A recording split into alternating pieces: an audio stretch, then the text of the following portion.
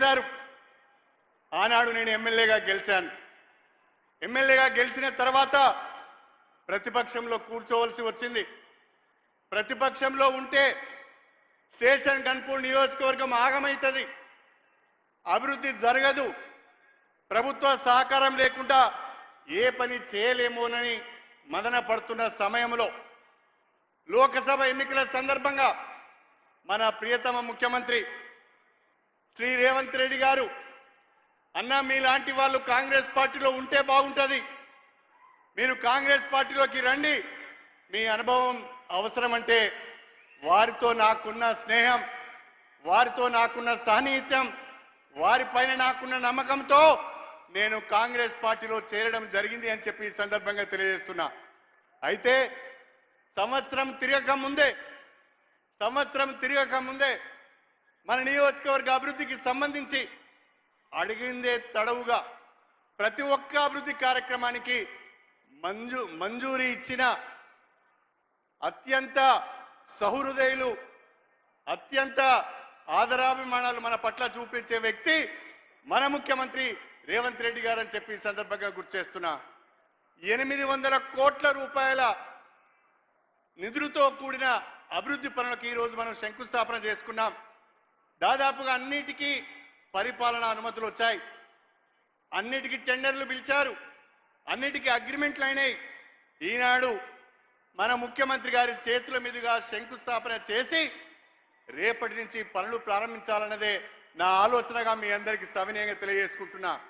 ఈరోజు ముఖ్యమంత్రి గారి సమక్షంలో వేదిక సాక్షిగా, మీ అందరి సాక్షిగా నేను మీకు ఒక మాట ఇస్తున్నాను.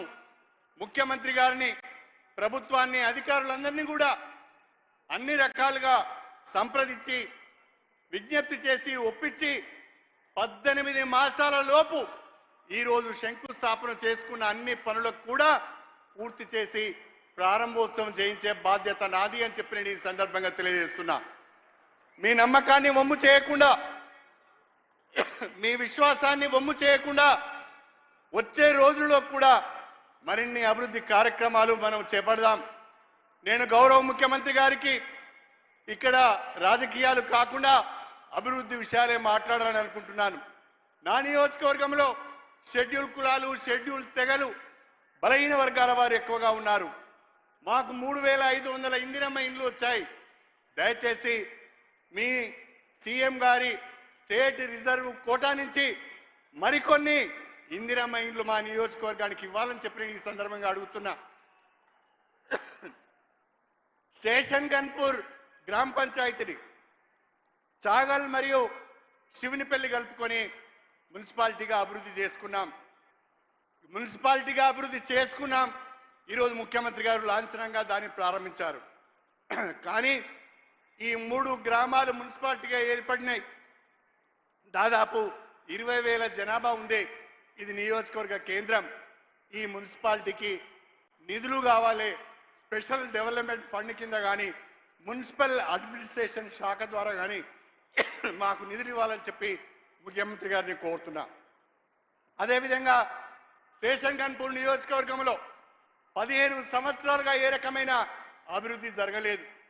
15 సంవత్సరాలుగా ఇక్కడ రాజకీయం అంతా అవినీతి, అక్రమాలు, పదవులు అమ్ముకోవడం, పనులు అమ్ముకోవడం, పథకాలు అమ్ముకోవడం, తాగడం, తూలడమే తప్ప ఒరిగింది ఏమీ లేదు అని చెప్పి ఈ సందర్భంగా తెలియజేస్తున్నా.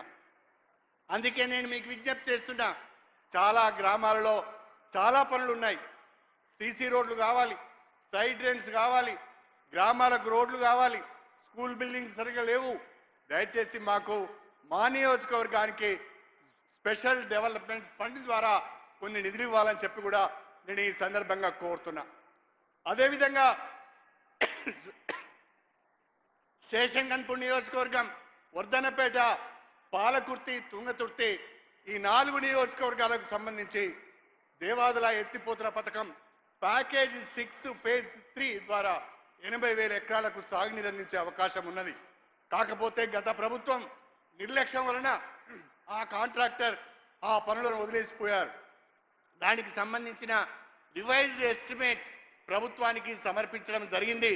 దయచేసి మీరు దాన్ని వెంటనే ఆ రివైజ్డ్ ఎస్టిమేట్ తెప్పించుకొని అది కనుక మంజూరిస్తే మా 4 నియోజకవర్గాలలో 80,000 ఎకరాలకు సాగునీరు అందించే అవకాశం ఉంటుంది అని చెప్పి కూడా నేను ఈ సందర్భంగా తెలియజేసుకుంటున్నా. నూతనంగా చిల్పూరు, వేలేరు మండలాలు ఏర్పడ్డాయి. ఆ మండలాల్లో మాకు ఎంపీడీఓ ఆఫీసు లేదు, ఎంఆర్ఓ ఆఫీసు లేదు, పోలీస్ స్టేషన్ భవనాలు లేవు. దయచేసి చిల్పూరులో, వేలేరు మండలాల్లో మండల కాంప్లెక్స్లు కూడా మంజూరు చేయాలని చెప్పి నేను ఈ సందర్భంగా మీకు ప్రత్యేకంగా విజ్ఞప్తి చేసుకుంటున్నాను. నాకు నమ్మకం ఉంది, నాకు విశ్వాసం ఉంది. తప్పకుండా మన ప్రియతమ ముఖ్యమంత్రి మన రేవంత్ రెడ్డి గారు మన నియోజకవర్గానికి అడిగిన నిధులు ఇస్తారనే నమ్మకం నాకుంది. నేను అడిగిన అభివృద్ధి పనులు అన్నీ కూడా ఈ నియోజకవర్గానికి అవసరమే అని మీరు భావించినట్లయితే ముఖ్యమంత్రి గారి దృష్టికి వెళ్లే విధంగా గట్టిగా చప్పట్లు కొట్టవలసిందిగా మీ అందరికీ నేను విజ్ఞప్తి చేస్తున్నాను. ఇంకా గట్టిగా, ఎంత గట్టిగా కొడితే అన్ని నిధులు వస్తాయి.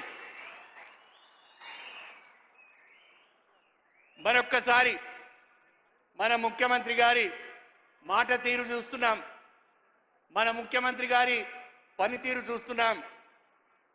అతి పిన్న వయసులో అవకాశం వచ్చింది, ఏదో ఒకటి చేయాలనే తపనతో పనిచేస్తున్నారు.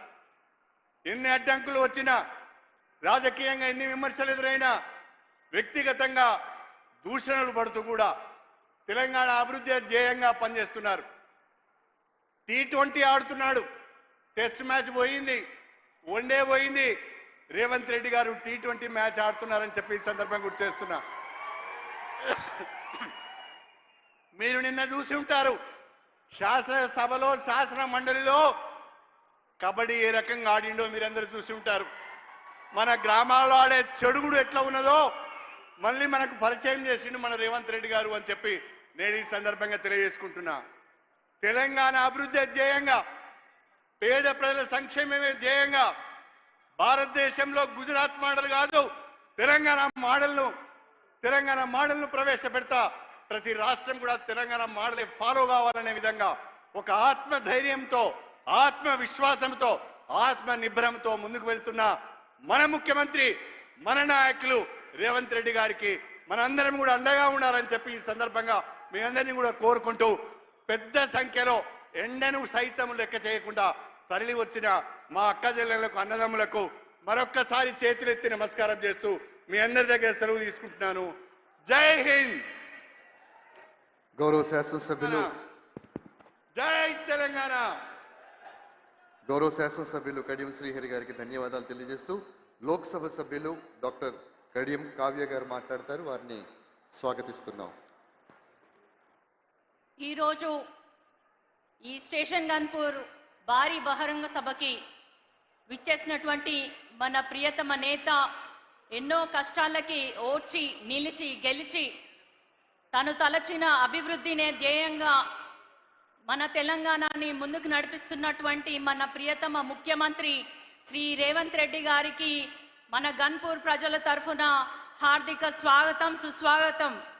అట్లాగే మన వరంగల్ ఇన్ఛార్జ్ మినిస్టర్ పొంగులేటి శ్రీనివాస్ రెడ్డి గారికి, మన వరంగల్ సమ్మక్క, సారక్క, దనసరి సీతక్క మరియు కొండా సురేఖ గారికి, ఇతర పార్లమెంట్ సభ్యులకి